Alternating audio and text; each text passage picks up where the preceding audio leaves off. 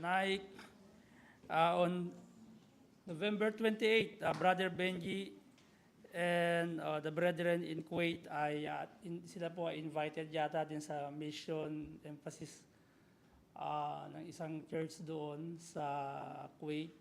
So I let him to go at i-present niya yung gawain ng CBCMMI Kuwait. And let's pray for Kuwait brethren na magkaroon sila ng katuwang doon, na manggagawa doon, makakatuwang ni Brother Benji Kabatik. Po. So mahirap talaga magsimula, sa totoo lang. Family mo muna sisimulan mo, yun talaga ang katotohanan yun. Okay, from family to other family. So ganun talaga yun. Okay? So ang ating pong speaker sa gabing ito, hindi ko po kukunin niyo lahat ng information kasi maririnig niyo po sa anniversary. Po. At siya po ay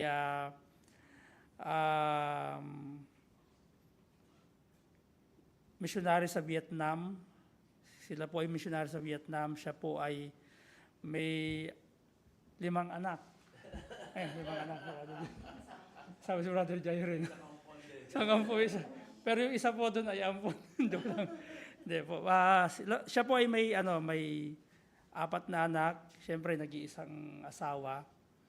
At sila po ngayon ay 11 taon na naglilingkod sa lugar ng Vietnam, kung saan ay ang problema namin mga missionary ay language barrier. But they risk yung kailang buhay para abutin yung mga unreached people sa lugar na yon. And also, ang kanya pong, dati po siyang pastor sa meron po siyang pinagpastoran na ngayon ay ang kanya pong sending church ay Promised Land Baptist Church sa Malabon, under sa leadership ni Dr. Albert Chanco. I know all of you, kilala niyo siya dahil yung iba sa inyo nag-aaral sa BJ sa online. Okay? Siya po yung senior pastor niya.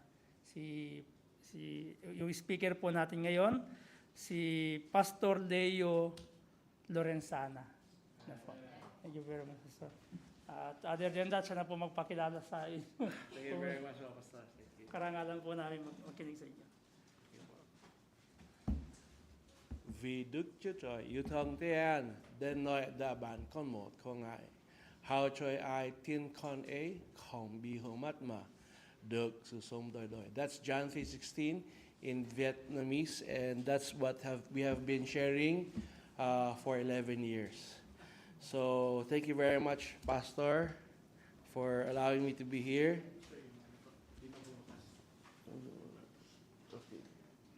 Okay.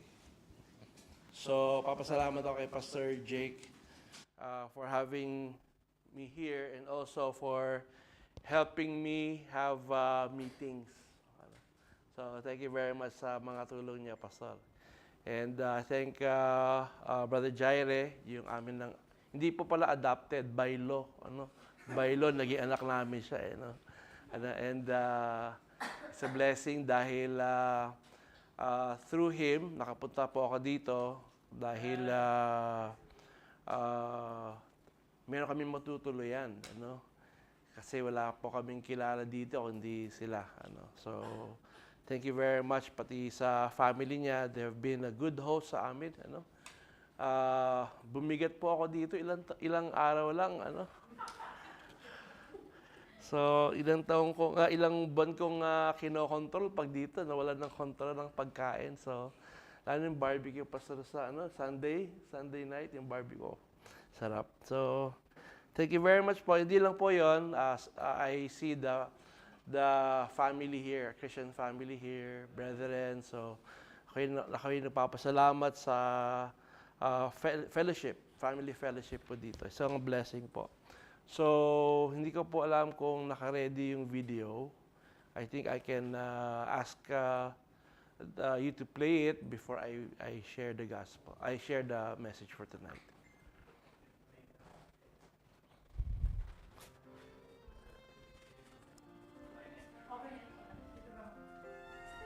The harvest is as plenteous as it was in the day of Christ. Millions are still without the gospel. The laborers are still few.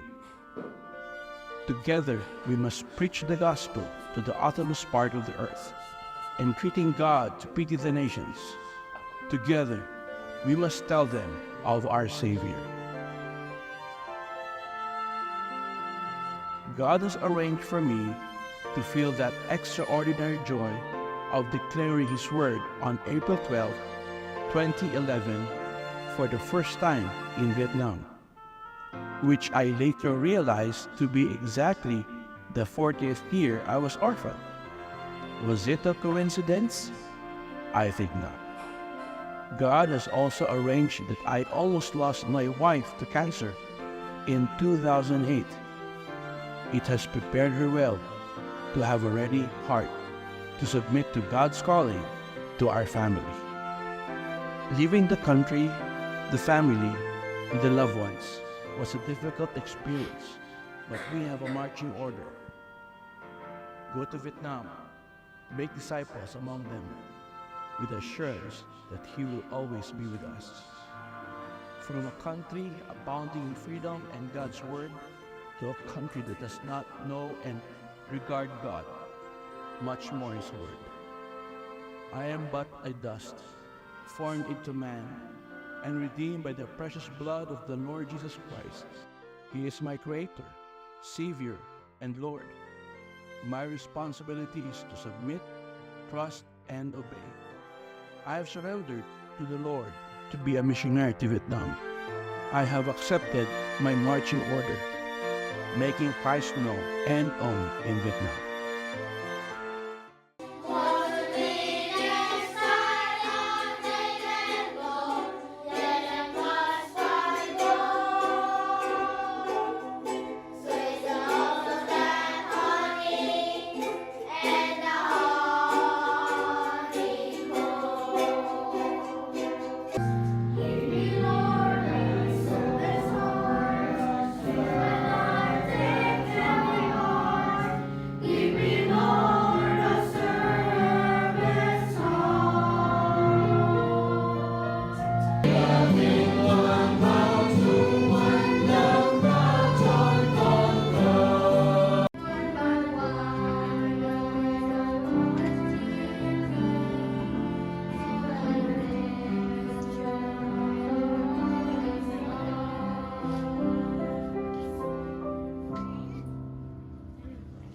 That whosoever believeth in him Còn cho kẻ ai tin con ấy should not perish, but have everlasting life. mà được sự sống đời đời. May you and I depend on the Lord Jesus Christ, the Savior of the world, to be our Savior. Through many dangers, toils, and snares, it is only by God's amazing grace that brought us safe thus far in our mission journey here in the restricted access nation of Vietnam. In the drought of God's Word, planting the gospel seeds will never be in vain. So we will keep on keeping on by His grace alone. Brethren, we covet that you intercede and partner with us for God to remove the spiritual blindness of this nation, for more souls won, baptized, and will serve God. Continued tolerance by the government, formal organization of a fundamental Baptist church, health of our family, God's continual provision for the growing needs, the accomplishment of the mission, to win Vietnamese for Christ and disciple them to win their fellow Vietnamese, and the fulfillment of the vision, making Christ known and owned in Vietnam.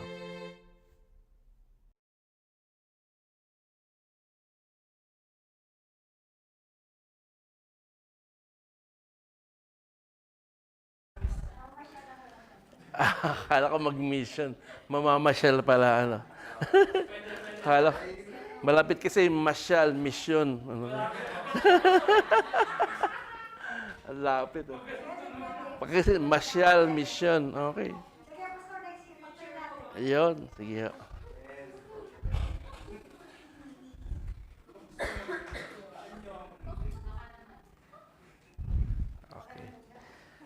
ang mensahe share ko po ngayon ay ginamit ng Diyos para ako po yung maglingkod sa Panginoon. Nung ako po ay 11 months old, ay naging ulila po ako. Ang parents ko po ang family po namin ay nakaschedule na mag-migrate sa Amerika. Kasi yung mga ibang kapatid niya, nauna na, at niyaya siya, at nakaready na po ang pamilya po namin. It was May 1971. Nakaschedule po na yung flight namin. So April, yung Holy Week, ay ginamit ng parents ko po yung Holy Week para pumunta sila sa kanilang hometown sa Tagudin, Ilocos Sur para magpaalam sa mga kamag-anak nila. So Sunday, night trip sila para Monday ay makapasok sila. So nag-night trip. And on their way back to Manila from Tagudin, Ilocos Sur, dun sa Bantarlac, ay nagkaroon sila ng car accident. Yung nanay ko, tatay ko, pati yung kuya ko, sila ay kinuha ng Panginoon. Namatay po sa accident. So, nung ako po hindi ako nakasama kasi 11 months old pa lang ako, napakaliit. Sabi ng isang lola ko, huwag niyo na isama tong batang ito kasi 11 months old pa lang, baka mapagod masyado sa biyahe. So, hindi po ako nakasama at ako'y naiwan at buhay ngayon. So, nung ako po'y naligtas, ang aking tanong ay, anong dahilan kung bakit ako iniwan ng Panginoon? So, ako ay gusto kong maging architect katulad ng aking tatay. At pati yung gusto ko siyang kahit paano mabuhay sa akin. Binigay sa akin yung pangalan niya at gusto kong yung kanyang profession ay akin ding sundin. Pero nagtatanong ko, no, ako'y naligtas, kasi bilang mga Kristiyano, dapat itanong natin sa ating mga sarili, ano bang plano ng Diyos sa buhay natin? Hindi yung anong gusto ko sa buhay ko. Okay, kundi bilang Kristiyano, we must ask, anong gusto ng Diyos sa buhay ko? Lalong-lalo na sa akin, kasi bakit ako iniwan ng Panginoon? Para lang ba maging architect? Or maging engineer? O maging doktor? Parang may special plan ng Panginoon. Ang sabi ng Bible sa Matthew chapter 9, 38-37, ang sabi dito, ay the harvest, verse 37, then he said unto his disciples, truly, the harvest is plenteous, but the laborers are few.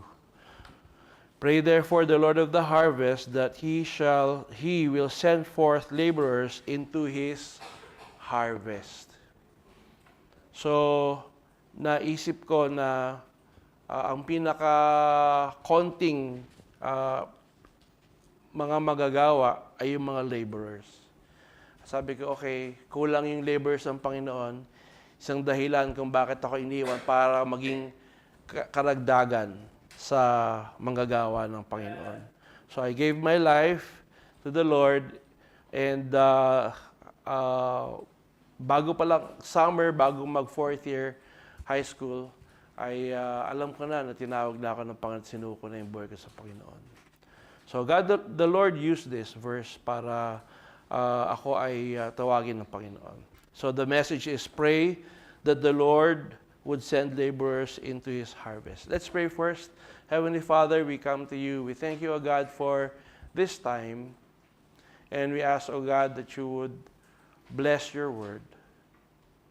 I pray, O God, that you would use this to remind us of your call to everyone. We ask for your blessing in Jesus' name. Amen. So, bakit kayo pinapayagan ng United Emirates na pumunta dito sa kanilang bansa? Okay? Dahil kailangan nila kayo. Laborers are very important. Without laborers, nothing can be done. Anumang bagay, anumang area ng business ay napakalaga ang worker. Sa construction, ganun din. Kung ikaw ay may funds, meron kang lupa, at wala ka namang magagawa, walang building man na matatayo. Meron kang magandang restaurant, masarap ang yung mga ingredients mo kompleto, wala ka naman cook. Okay? Wala ka namang waiter.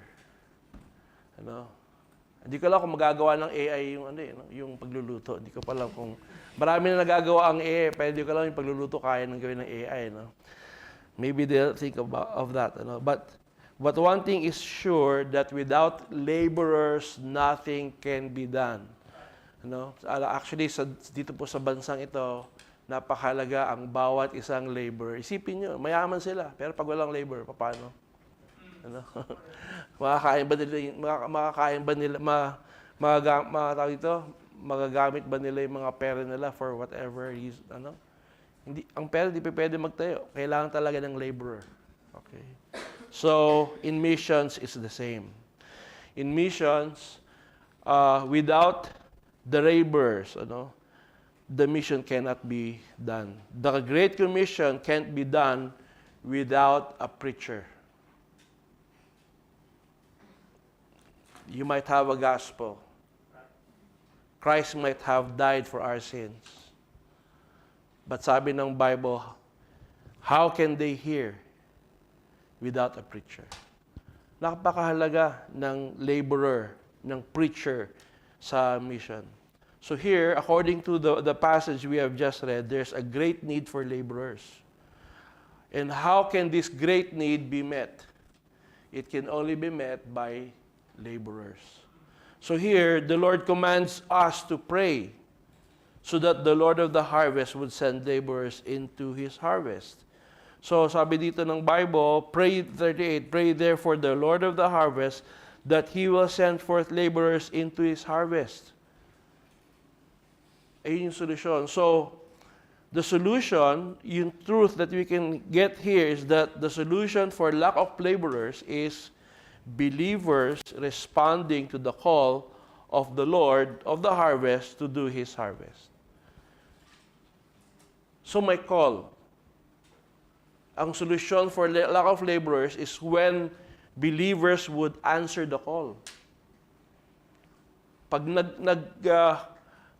tumugon ng tawag sa panawagan ng Panginoon, nagsuko ng buhay, then the need for laborers would be solved. So, why should we pray for laborers for the Lord's harvest? Bakit tayo kailangan mag-pray? Kasi sabi ng Panginoon is, pray. Pray that the Lord of the harvest would send laborers to His harvest. So, bakit tayo kailangan mag-pray? We have to pray. So, why should we pray? Number one, we have to pray because the harvest is so great. Napakalawak ng harvest. And first, we can see the Lord Himself was not able to finish His harvest.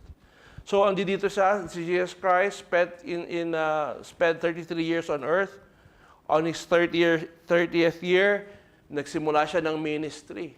With all the miracles, with all the power, with everything that He can do. Pero in His human limitation, ay hindi pa niya natapos yung harvest. Hanggang ngayon, the harvest is still great.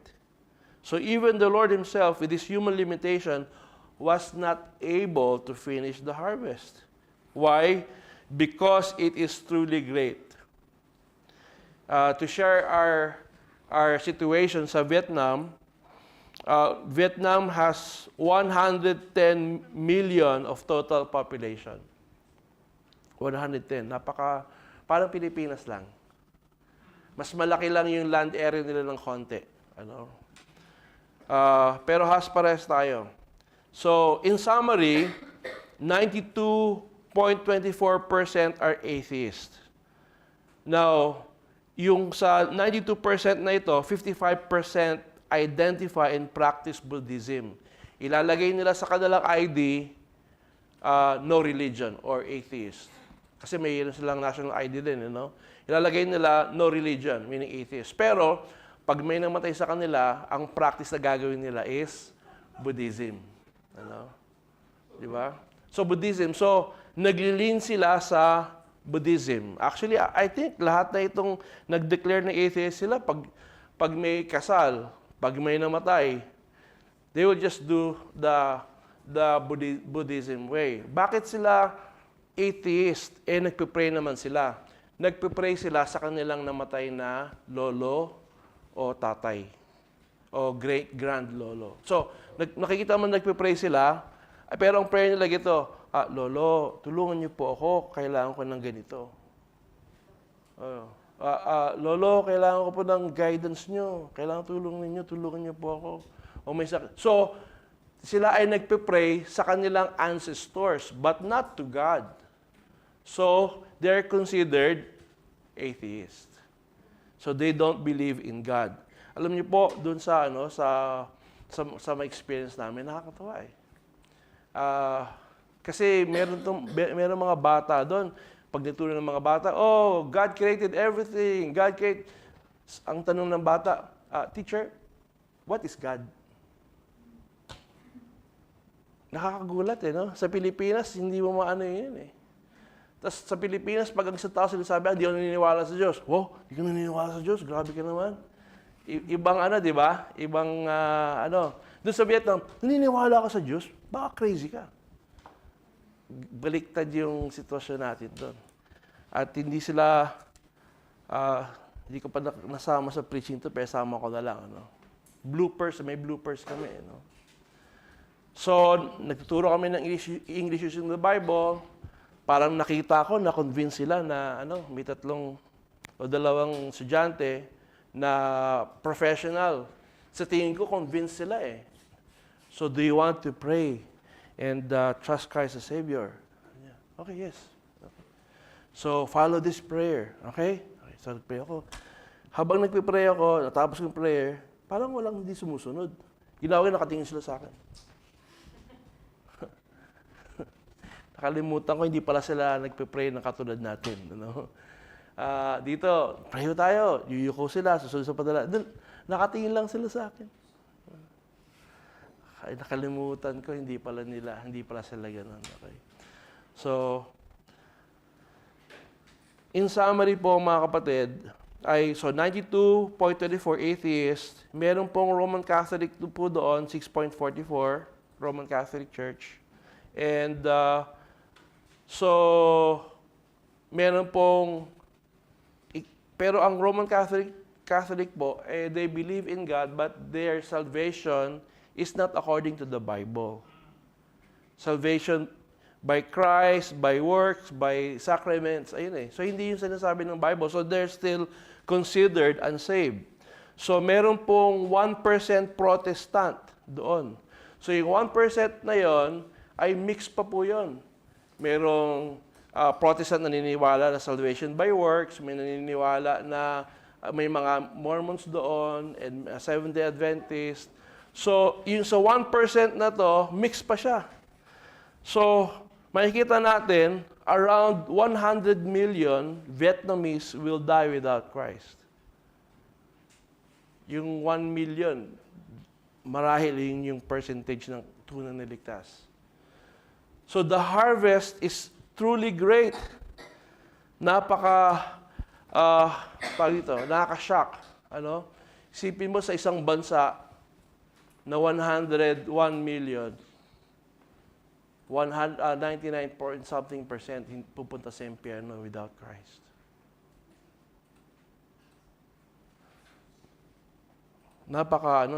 Napakalaking number po talaga. Napakalaking number. So the harvest is so great. The Lord was not able to do the harvest, complete the harvest. So the Lord has entrusted the harvest to us.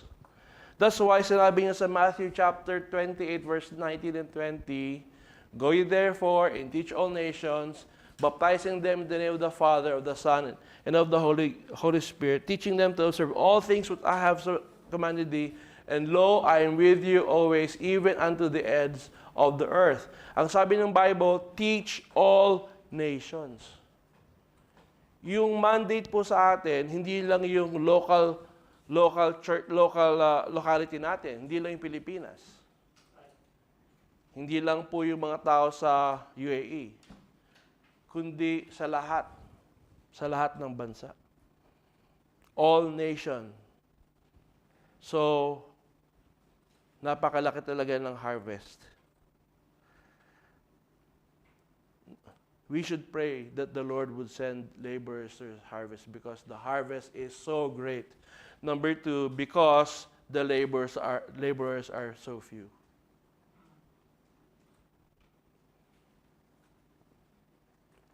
I believe with my whole heart that this should not be. I believe with my whole heart that God has called many people for harvest. And I believe the reason people are not going to the harvest field because people have rejected the call. Ang proof ko nito na marami tinatawag ng Diyos pero marami nagre-refuse is sa 12 tribes of Israel. 12 tribes.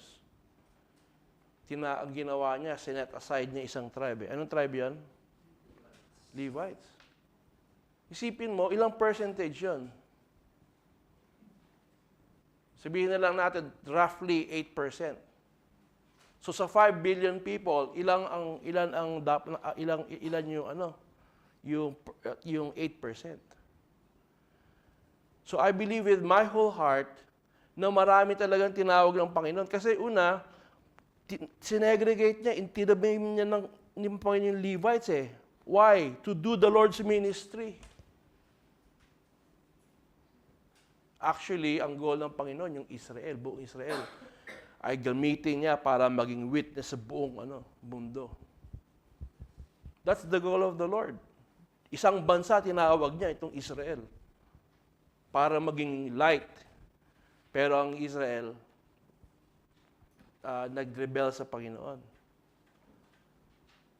So God is not actually calling few. I believe with my whole heart that God is calling a lot of people, a lot of true saved believers. Pero mga iba ayaw. Mga iba, number 1, few are sensitive or concerned concerning the Lord's harvest. Most people are concerned about their own harvest. Paano ako yayaman? Paano ako aasenso? Walang masama doon. Pero sama niyo, paano ako gagamitin ng Diyos para i-advance yung kingdom ng Panginoon? Mga iba nakafocus lang sa sarili eh. So kung hindi ka mamatawag sa full-time ministry, isipin mo, paano ko gagamitin ang profession ko para i-advance ang kingdom ng Panginoon? Para ma-fulfill yung harvest ng Panginoon. Kung lahat tayo, puro missionary, lahat tayo full-time ministry, sino magsusupport? So may talaga tinawag, pero may mga tinawag para mag-support. So, few are sensitive concerning the Lord's harvest. Number 2, only few are sacrificing to go to the harvest. Ang problema sa mundo ngayon is ginagawa tayong tamad eh.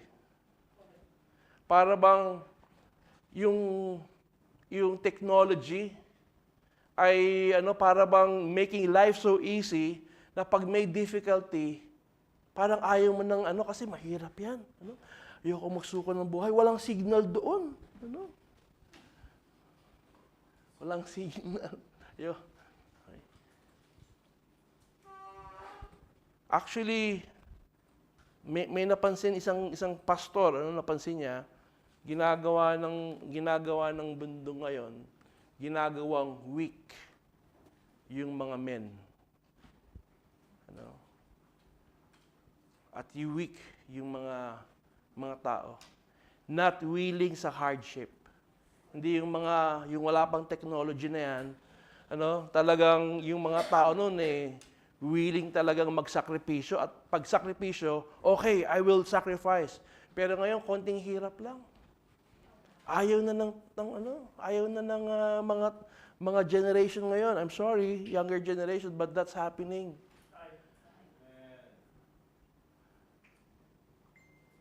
But sabi ng Bible sa Luke 9:23, and he said to them, if any man will come after me, let him deny himself and take up his cross daily and follow me.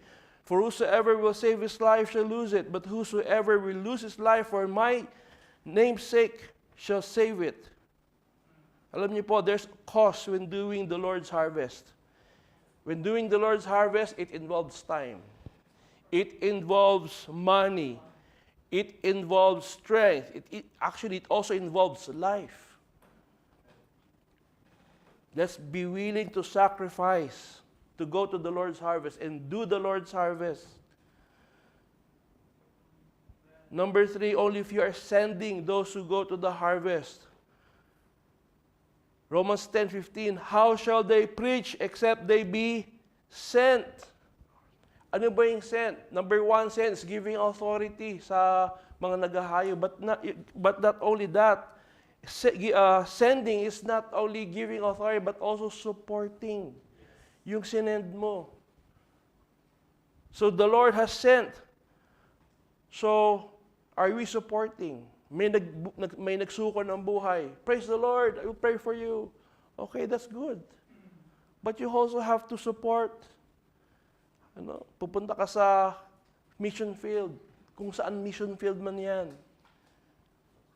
You need visa, you need plane ticket, you need apartment, you need lahat to exist.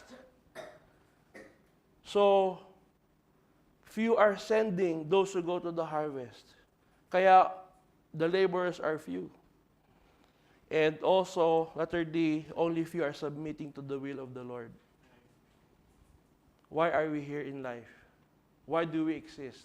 We exist to glorify God.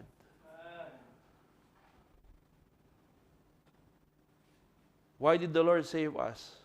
2 Corinthians 5:15, and He died for all, that they which live should not henceforth live unto themselves, but unto Him which died for them and rose again. We must be willing to submit ourselves. We must be willing to live for Him who died for us.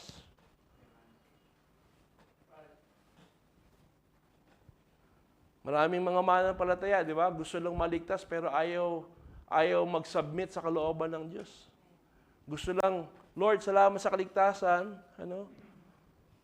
Pero may kasunod nun Ang kasunod ng John 3:16 is Romans 12:1 and 2.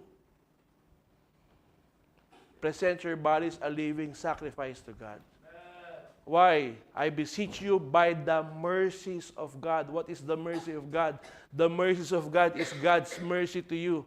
God's mercy of salvation. Because God is so merciful to you, present your bodies a living sacrifice. Huwag tayo hanggang John 3:16 lang. Romans 12:1 and 2 sumunod. Number 3, the Lord has compassion towards the lost. Why should we pray that the Lord of the harvest would send laborers to His harvest? Why should we pray and ask God? Because the Lord God is a compassionate God. Ang sabi dito sa verse 36, 9:36, but when He saw the multitude, He was moved with compassion on them, because they fainted and were scattered abroad as sheep having no shepherd. The word compassion The word compassion is not only the word pity. Awa. Hindi yung naawa ang Panginoon. He was moved with compassion. When the word compassion is nahabag ka, naawa ka, at you have to do something about it. Hindi ka mapapalagay unless you do something about it. Ayun yung compassion. Pag naawa ka sa sitwasyon, ay kawawa naman, bye-bye. Ang tawag doon, awa lang, pity. Pero yung compassion, hindi ka mapapalagay unless you do something about it. And the Lord Jesus Christ was moved with compassion. Ang kanyang response is, pray that the Lord of the harvest. Mag-pray kayo that the Lord of the harvest will send laborers to His harvest. Why? Because they are like sheep without shepherd, sabi dito. Ano yung picture ng sheep without the shepherd? Ano yung shepherd psalm sa Psalm? Psalm 23. Baliktarin niyo yung Psalm 23. Ayun yung shepherdless people. Nakalagay doon sa verse na ito, they have no food and nourishment. They fainted. They have no guide. They're scattered. They have no protection from danger. Pag wala kang shepherd, wala mag-protect sa'yo. May yung mga mababangis na hayop, kakainin yung mga sheep. They have no protection from danger. There's no security. Simply said, people without Jesus Christ will perish in hellfire forever. Nakita ng Panginoon, nako, pag alis ko dito, sino ang magbabahagi ng ebanghelyo?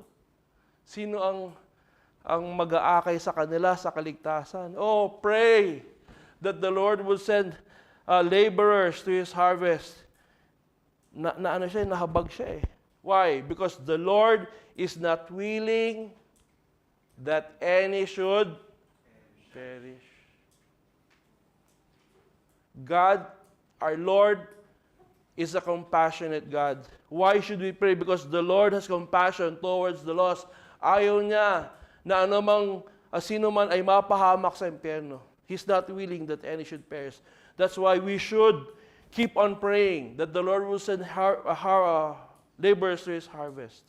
And number 4, the Lord's call to His people to the harvest when we pray.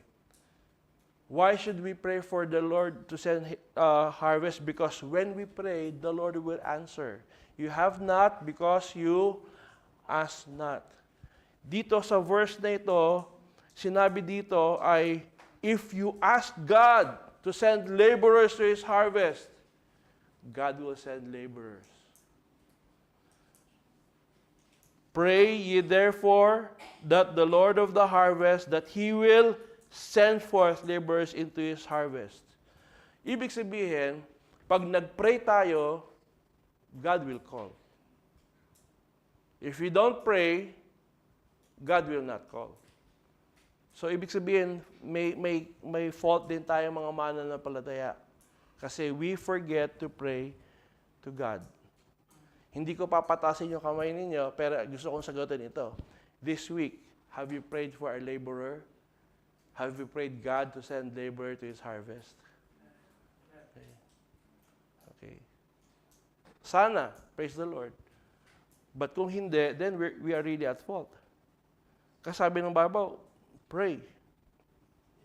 So when we pray, God will send laborers. Alam niyo po, the Lord will keep His promise. He will really pray. He will really answer our prayers. Also, the Lord of the harvest is a compassionate God. He calls and sends His servants when people cry to Him. Pag nakita ng Diyos ay ang mga tao ay umiiyak sa Kanya, God will send laborers. Do you know what chapter is the call of Moses in Exodus? Chapter 1, chapter 2, tama, chapter 3.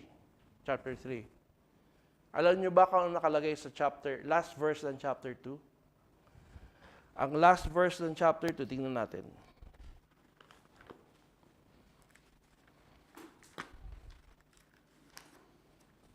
Exodus chapter 2. Last 2 verses. 3 verse pala, 2:23, 24, 25. Ang sabi dito, and it came to pass in the process of time that the king of Egypt died, and the children of Israel sighed by reason of bondage, and they cried, and their cry came unto God by reason of bondage. And God heard their groaning. And God remembered His covenant with Abraham, with Isaac, and with Jacob. And God looked upon the children of Israel, and God had respect unto them. So chapter 2, the people of Israel is praying, Lord, help us, deliver us. Chapter 3, tinawag ng Diyos si Moses. So when we cry to God, the Lord will answer our prayer. We must pray as if we are the ones that are needing a deliverer. Actually, the Lord is calling you to the harvest. Yung passage na ito is actually not encouraging us to only pray.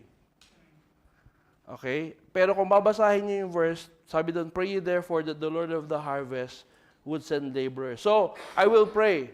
Actually, hindi ito prayer lang. Hindi yung nire-request ng Diyos na prayer ito. Actually, God is calling you. Example, napadaan po ako sa church na ito at gutom na ako kasi hindi pa ako nakakain ng dinner, hindi pa ako nakakain ng breakfast. Gutom na ako. It's lunchtime na kumatok ako. Buksan ni Pastor Jake, Pastor, I need your prayers. Bakit naman, Pastor? Hindi pa ako nakakain. Gutom na ako, Pastor eh. Can you please pray that someone would feed me? Ang tanong, anong gagawin ni Pastor Jake? Magpipray ba siya? Oh, sige, Pastor, let's pray. Oh, Lord God, yung kapatid kong ito, kagabi pa, hindi na pa kumakain. Walang lunch, pagod na pagod. Lord, magpadala kayo ng tao para magpakain ng lunch sa kanya. Ganun ang gagawin ni Pastor Jake. Pastor Jake, ang gagawin mo? Papag-pray mo lang ba ako? Papakainin niya ako. Kala ko, papag-pray mo lang ako eh. Baka ang gagawin ni Pastor Jake eh, Pastor, huwag na tayo nag-pray. Answered prayer ka na, kaya tayo. Diba? Tama? Tingnan niyo po yung concept ha. Sinabi sa mga disciples, oh, the harvest is great. Laborers are few. Oh, pray ha. Just pray. Nakita niyo? So, hindi lang talaga si Jesus Christ, nagsasabi niya na mag-pray lang kayo. Nagpaparinig siya.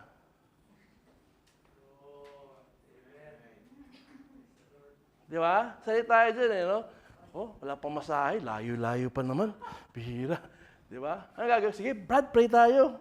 Hindi naman ganun eh. Sakay ka na! Di ba? Hatid kita. Nagpaparinig ang Panginoon. Oh, the laborers are great. The harvest is great. Laborers are few. Magpray kayo ha. Actually, hindi. Nagpaparinig ang Panginoon. Tinatawag ka. Tinatawag ako. Isa pang example. Paano tinawag si Isaiah? Isaiah 6:8. Isaiah 6:8. Sa Isaiah 6:8, sinabi ng Panginoon, ang kausap ng Diyos si Isaiah. Pero ang tanong ng Panginoon kay Isaiah is, I heard a voice of the Lord. Also I heard the voice of the Lord saying, who shall I send? Who will go for us? Kausap niya si Isaiah. Sino kaya hayo ko? Kausap si Isaiah.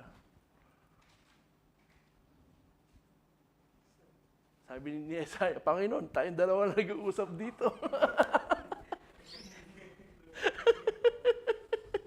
Panginoon, tayong dalawa tinatanong. Parang indirectly. Basta indirectly eh. Sabihin ba ni Isaiah, Panginoon, sige, pag-pray natin. Baka yung isang propeta doon, di ba? Kausap na siya ng Panginoon eh. Nakuha ni Isaiah.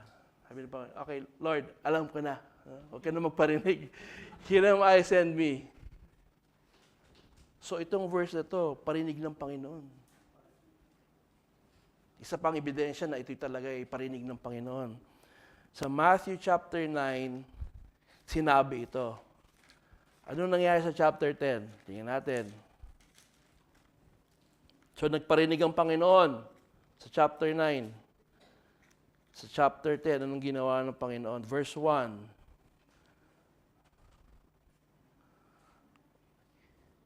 The Lord formally called the 12. And when he had called unto him his 12 disciples, he gave them power against unclean spirits to cast them out and to heal all manner of sickness and all manner of disease. So tinawag niya formally. Verse 5, the Lord sent them. There, these 12 Jesus sent forth and commanded them, saying, Go not into the way of the Gentiles and into the city of Samaritans, enter ye not, but go rather to the lost sheep of the house of Israel.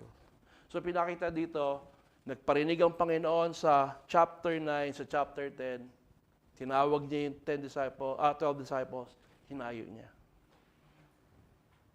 So alam niyo po, bakit tayo kailangang mag-pray? Kasi the Lord calls His people to the harvest when we pray. And actually, the Lord is praying for you and for me to do the harvest.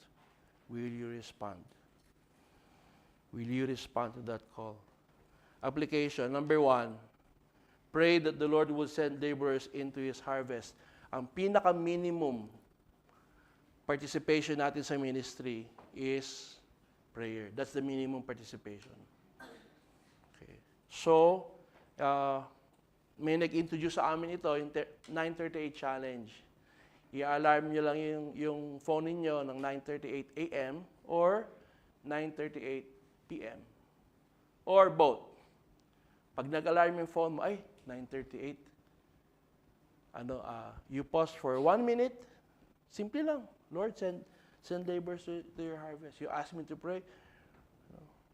Just pray. Take the challenge. That's the minimum participation. Number 2, answer the Lord's call for you to the harvest. Many have prayed. Marami na nagpipray. Baka ikaw na tinatawag ng Panginoon. Alam niyo po sa PLBC, sa prayer time, sa pastoral prayer, nagpipray ako, Lord, send laborer to your harvest field. Send a missionary from our church. Yun yung panalangin ko. Every pastoral prayer, mini-mention, Lord, send laborer. Hindi lang kami mag-support, kundi kami magpadala from our church. Yung panalangin namin eh. Wala pong sumunod. Ako, tinawag ng Panginoon. And minsan po, when you are really burdened that others would go to the harvest, ang tatawagin ng Diyos yung may burden. And wag naman kayo ma-discourage ha. Baka sabi, ay, ayoko na nga mag-pray, baka tawagin ako ng Panginoon. Just pray. And the Lord may call you or may not. Third application, do your part to the harvest. Lahat tayo mga missionary. To your friends, to your colleagues, to your classmates, to your family. We are missionaries. Hindi lang lahat full-time missionary sa ibang bansa. You're called to be a missionary wherever you are. Lahat tayo missionary. Lahat tayo laborers. Number 4, let us not only pray, but we must support. Nag-pray tayo ng laborer, may nagsukon ng buhay. Don't just send them, but support them. Support laborers. Support the people whom the Lord called. Number 5, and I want you to listen to this. Remember that our time for harvest is short. Sasabihin ng diablo sa atin is, mahaba pa panahon mo. Actually, mga kapatid, the time has come. Kung ang nasa isip, next time, darating din tayo dyan, Pastor. Gayon, medyo petiks muna ako. I just want to do what I want with my life. Pero darating din tayo dyan, Pastor, na magiging active ako, talagang magbibigay ko buhay ko, magiging soul winner ako. Dating din tayo dyan. Gusto ko sabihin sa'yo, dumating na yung time na hinihintay mo. Now is the time to really be serious. Because our harvest time is soon over. Anong ebidensya? Signs of the times. Yung rapture, hindi natin alam kung kailan darating eh. Pero yung tribulation, alam natin kung ano yung darating. Here in Dubai, UAE, meron na kayong ecumenical church. Saan ba yan? Saan? Abu Dhabi. Ecumenical church yan. That's a step sa tribulation period, yung ecumenism. Yung technology, andyan na. Ano? Dun sa, ang fear ng ibang tao sa Vietnam is yung kanilang digital ID, pati yung kanilang bangko, nakakonect na. Ano connection? Ano problema nun? Ganito po yun. Dahil na-connect na po yun, lahat ng pumapasok ng pera sa kanila, alam ng gobyerno. So, hindi sila pwedeng mag-ano na sa tax. Kung magkanong tax na dapat nilang bayaran, talagang to the set, alam nila. Now, so yung mga iba ay ayaw ng ganun. Gusto nila pa rin umiwas. Kaya iba, katulad sa amin, yung aming pong landlord, sabi niya, teacher, baka pwede na lang, wag na kayo magbayad through cash, through banking. Cash na lang system natin. Okay, yan ang gusto niyo, puro cash na lang tayo. So nakaiwas sila sa okay, sa tax or whatever. So iba gusto na ngayon, cash na ngayon para hindi mag-appear sa kanilang mga bank. Kasi alam na eh. Pero alam niyo ba, one step na lang. Tatanggalin ng mga government yung tinatawag yung cash. Napapalitan ng CBDC. Ano yung CBDC? Central Bank Digital ID. So, pag yung pera natin ay naging digital na, wala ka ng hawak, sila na may hawak sa'yo. Kasi pag ayaw nila i-release yung pera mo, wala kang magagawa. Okay? So, and dun sa Vietnam po, ang nangyari, 86 million accounts, finreeze nila. 101 million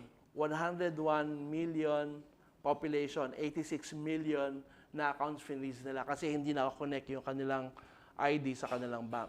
So, kinonect na ngayon nila lahat. So, yung ID, minomonitor na lang nila ngayon. Baka dito rin po, kunyari, meron kang nag-overspeeding ka o nag-red light ka, gano'n, magkakaroon ka ng negative score. Okay. Okay, so lahat. So, isipin niyo po, pag wala ng cash. Okay? So, nangyayari ba ito? Yes, research nyo lang po in digital, central bank digital currency. Hindi lang sa, all over the world. Yun ang proseso nila. So, parang parang yung principle ng Revelations 13.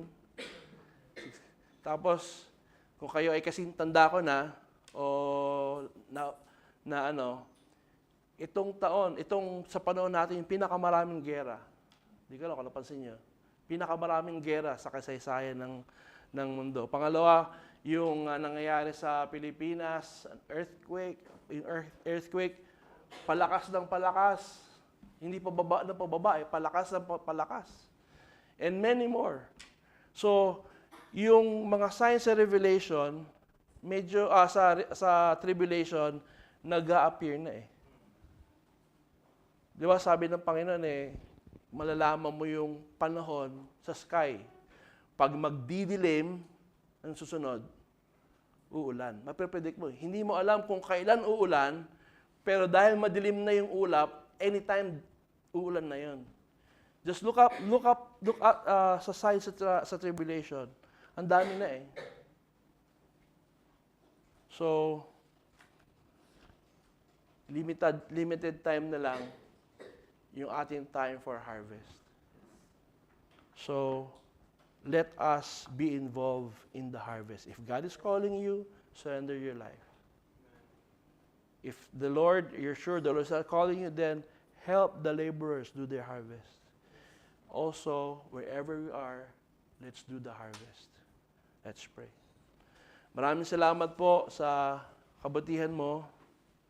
Salamat po sa opportunity na binigay niyo po sa inyong lingkod para i-challenge ang bawat isa to be a part of your harvest. Speak to us, challenge us, make our hearts tender to obey your will, O God. Pinagkakatiwala ko po ang lahat na ito sa pangalan po ni Kristo Jesus. Amen.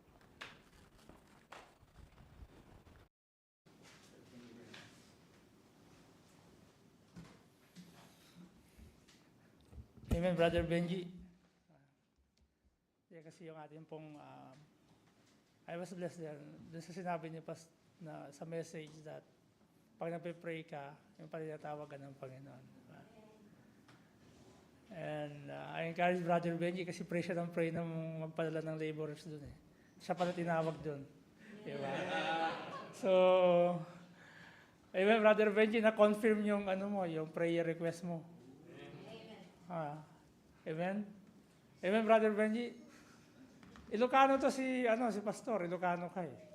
So na-confirm yung prayer request mo, ikaw yung tinawag ng Diyos diyan sa Kuwait. Amen. So truly, salamat sa parents. I was blessed in this message. And I hope you too. Totoo po 'yun. Yung ating panahon ngayon is too short. We don't need to, I will use the word, to live as procrastinator. Ano yung procrastinator? Pastor, bukas na, so mamaya na. Lalo na yung generation natin ngayon, utusan mo. Anong sagot sa inyo? Wait. Correct? Nung araw, pag sinabi mong wait sa tatay mo, sigurado ka eh. Naranasan mo, Pastor, yung army, yung discipline? Wala, ayun nga pala, sorry. Ako naranasan ko yung pag sinabi mong wait, sigurado yun. Hambalus ka. Sa ngayon, Daddy, wait. Diba? So, yung mga mababait yung mga magulang ngayon eh. Pag sinabi nag-wait yung anak, sabi yung wait, sila nasusunod eh. Diba? Hindi nasusunod yung tatay, sa totoo lang. Yung tatay, nanay. Pero children, you should not to practice. When your parents ask you to do things, okay, don't respond to them, wait. Do it immediately.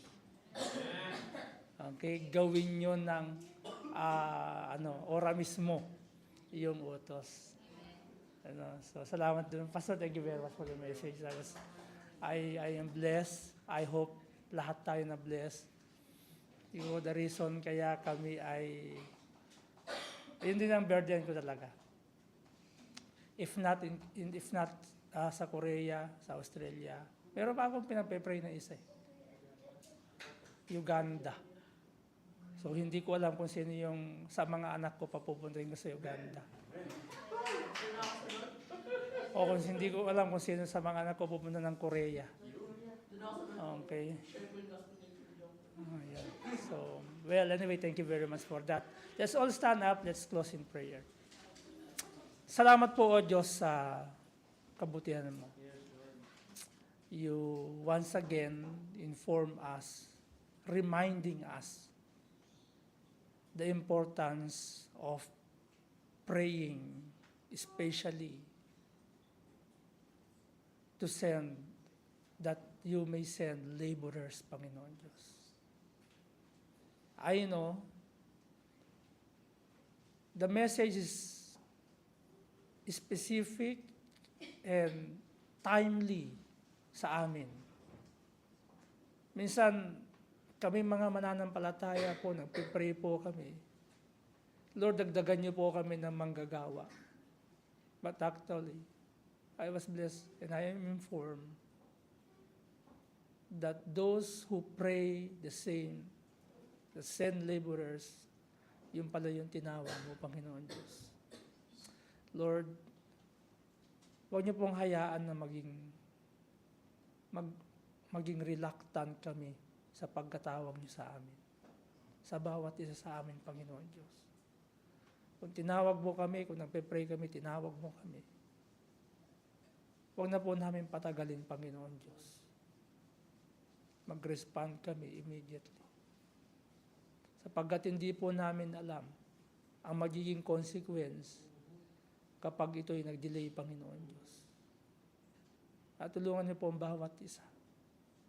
Bigyan niyo po kami ng puso na kung saan nadidiscern po namin o nagiging sensitive po kami sa kalooban mo. Hindi lang po namin hindi lang po just to know your will. Lord, help us to do your will. Salamat, Panginoon, sa message. Salamat sa kabutihan mo.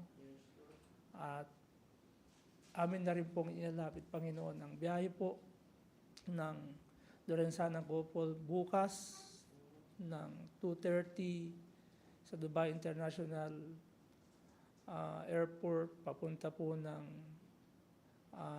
Israel, that you would protect them, strengthen them sa biyahe, and provide their needs, Panginoon Diyos. At ganyan po, Panginoon, namin na rin po ilalapit yung mga kapatiran po namin may karamdaman. Lord, tulungan niyo po sila. Pagalingin niyo po yung pong karamdaman. Ito man ay ubo, sipon, lagnat, o mga major na sakit, Panginoon. May you bestow your grace to them na mabubuhay sila by your grace alone, O God. Salamat po muli, Panginoon, sa pagkakataon na ito, sa pagpapalang amin pong natanggap spiritually. Be magnified and glorified in our midst. In Christ's name we pray. Amen. And po, you may be seated, and I just want to call again Pastor Leo para yan. Sa inyo po talaga ito ewan ko kung saan yung kay Ma'am magkasama na. Sa inyo na po ito. Paano po kayo, Ma'am? Thank you very much po. Thank you.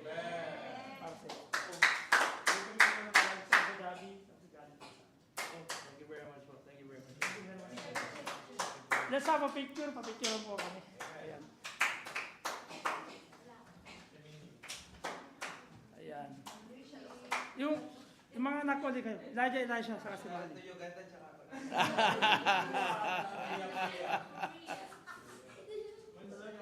Mami, di ka. Tapos tayong lahat, para meron tayong kay Pastor.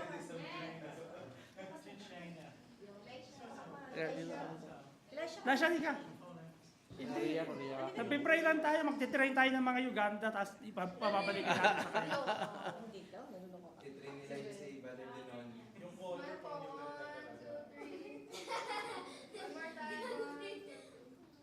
Tayong lahat, dali kayo tayo.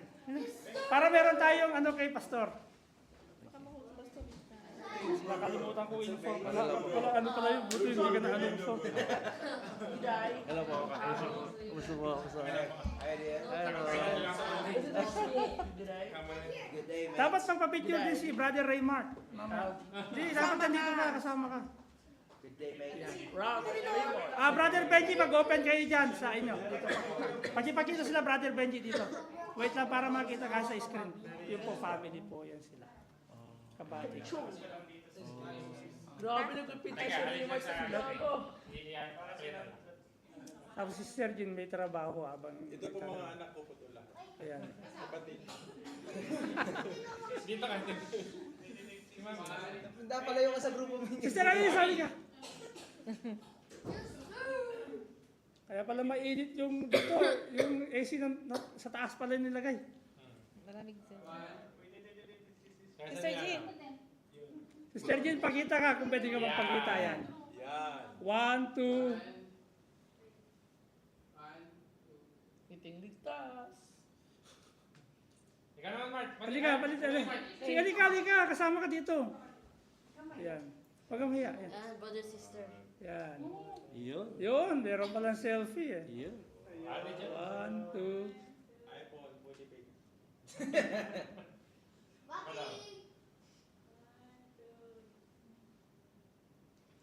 Thank you. Pastor, thank you very much sa message. Thank you very much po. Thank you very much. God bless po. Yung ano ako dun. Kaya sabi ko kay Brother Benji, sakto eh. Si Brother Benji po kasi lagi po nagpe-pray na ano, kailangan ng katuwa. Kasi bagong bautis na pastor, tinanggap ko na. Ano talaga siya.